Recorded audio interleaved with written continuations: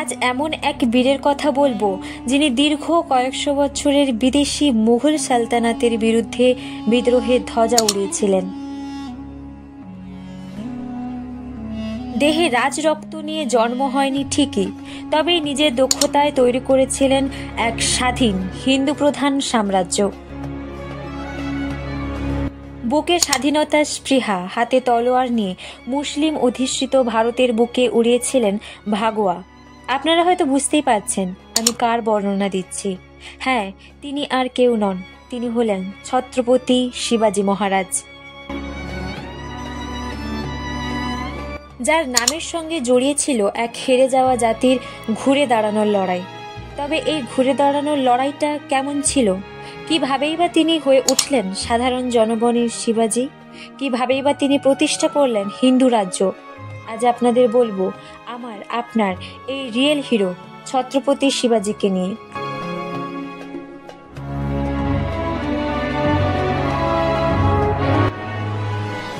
মহারাষ্ট্রের পুনের নিকটে শিবনারের পার্বত্য দুর্গে ১৬২৭ খ্রিস্টাব্দে ১০ই এপ্রিল শিবাজীর জন্ম হয়। শিবাজীর পিতা ছিলেন শাহজি ভোসলে এবং মাতা জিজাবাই। পিতা শাহজি ভোসলে ছিলেন আহমদনগরের অধীনে একজন শক্তিশালী জাগিরদার। এর কিছুদিনের মাথায় শাহজি বিজাপুরের অধীনে ব্যাঙ্গালোরে জাগিরদারি লাভ করেন। শাহজি ওখানে আরও একটি বৈবাহিক সম্পর্কে আবদ্ধ হন এবং পুনাতে জিজাবাই তার শিশুপুত্র শিবাজীকে নিয়ে বাস করতে থাকেন। তাদের ভরণ পোষণের জন্য শাহজি পুনার জাগিরটি ছেড়ে দেন এবং দাদাজি কন্ডুদেব নামে এক ব্রাহ্মণকে তাদের দেখাশোনার জন্য নিয়োগ করেন। ফলে শৈশব থেকেই শিবাজী মাতা জিজাবাই ও দাদাজির সহচার চেয়ে বেড়ে ওঠেন। মাতা জিজাবাই ছিলেন অত্যন্ত ধর্মভীরু মহিলা। জিজাবাই শিবাজীকে মহাভারত, রামায়ণের কাহিনী ও ধর্মতত্ত্ব সম্পর্কে মুখে মুখে শিক্ষা দেন। ফলে বালক শিবাজীর মধ্যে ধর্মভাব গভীরভাবে পতিত হয়। দাদাজি কন্ডুদেবের কাছ থেকে তিনি অস্ত্র চালনা ও অশ্বরোহণ প্রভৃতি বিষয়ে শিক্ষা পান। শিবাজী পুঁথিগত শিক্ষা পাননি। মা ও দাদাজির কাছ থেকে পাওয়া শিক্ষা তার মনে হিন্দু জাতীয়তাবাদের জন্ম দেয়।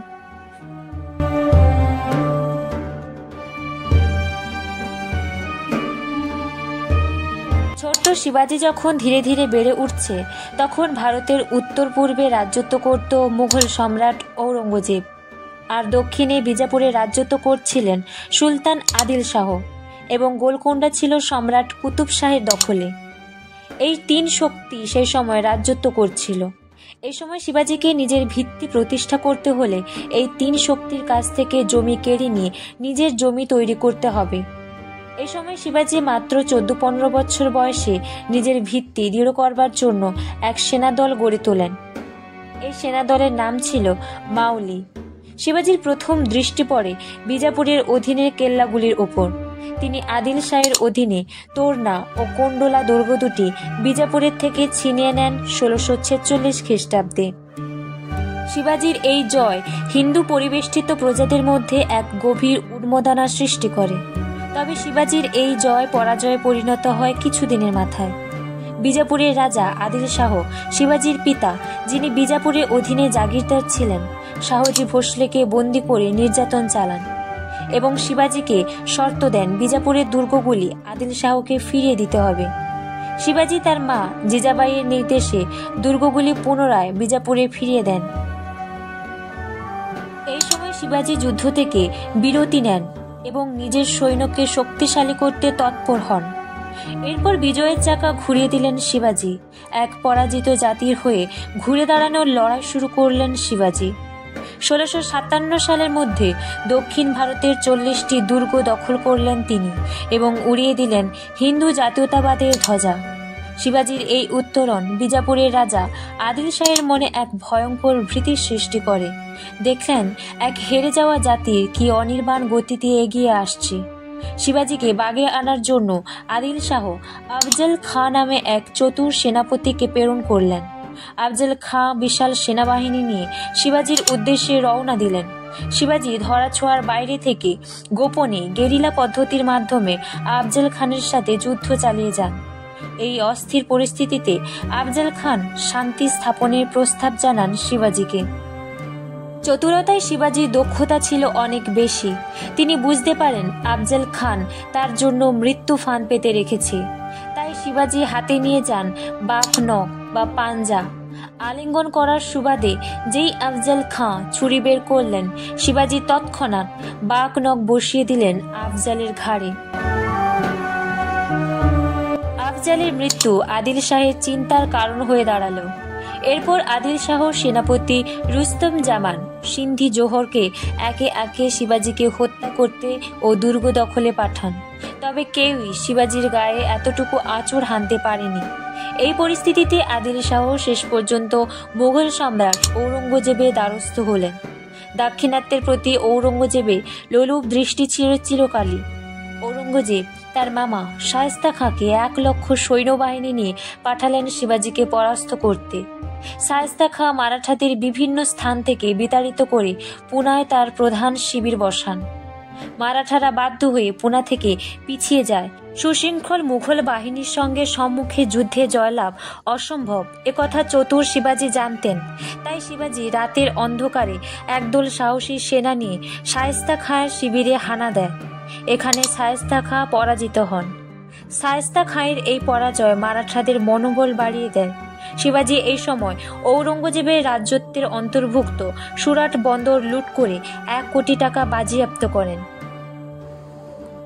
শিবাজির কর্মকাণ্ডে বিরক্ত হয়ে ঔরঙ্গজেব তার বিখ্যাত রাজপুত সেনাপতি জয় সিংহকে শিবাজির বিরুদ্ধে যুদ্ধে পাঠান।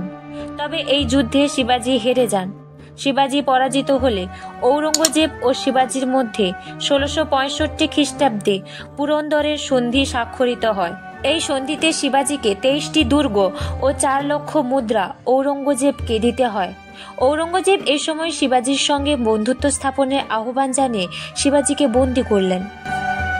শিবাজি দেখলেন তার চোখের সামনে তার স্বরাজ তৈরির স্বপ্ন বিলীন হয়ে যাচ্ছে। তাই শিবাজি কৌশল করে ফলের ঝুড়ির মধ্যে লুকিয়ে দুর্গের বাইরে পালালেন। এরপর থেকে শিবাজি রণকৌশলের দ্বারা নিজের দক্ষতায় ঔরঙ্গজেবের কাছ থেকে তার বেশ কিছু দুর্গ হস্তগত করলেন। এই সময় আদিল শাহের মৃত্যু হলে শিবাজি বিজাপুর দখল করলেন। 1674 সালের 6 জুন রায়গড় দুর্গে অভিষেক হল শিবাজির। নিজের নাম রাখলেন ছত্রপতি শিবাজি। বহুদিন পরে হেরে যাওয়া জাতি এক টুকরো স্বাধীনতার স্বাদ পায় শিবাজির হাত ধরে। তিনি যে স্বাধীন শৃঙ্খলাবদ্ধ রাজ্যের স্বপ্ন দেখেছিলেন তা বাস্তব রূপ দিতে পেরেছিলেন। প্রজাদরদী এই রাজা হয়ে উঠেছিলেন জনগণের প্রভু। তার রাজত্বের সবচেয়ে বড় দিক হল নারীদের প্রতি সম্মান। জিজাবাইয়ের দেওয়া এই শিক্ষা আজীবন তিনি মাথায় করে বয়ে বেরিয়েছেন। এভাবে রাজ্য বিস্তারের কাজে নিযুক্ত থাকাকালীন 1880 সালে 13ই এপ্রিল শিবাজির মৃত্যু হয়। শিবাজির মৃত্যুর পর তার ছেলে সিংহাসনে বসেন এবং মারাঠা সাম্রাজ্য আরও বাড়িয়ে যান। শিবাজি ভারতীয় যুব সমাজকে দেখিয়ে গেছেন অদম্য জেদ ও বুদ্ধিমত্তার দ্বারা নিজের স্বপ্নকে কিভাবে হাসিল করতে হয়। তার এই বীরত্বের কাহিনী ভারতীয় বিপ্লবীদের পরবর্তীকালে অনুপ্রাণিত করেছিল এবং আজও যুব সমাজকে অনুপ্রাণিত করে চলেছে।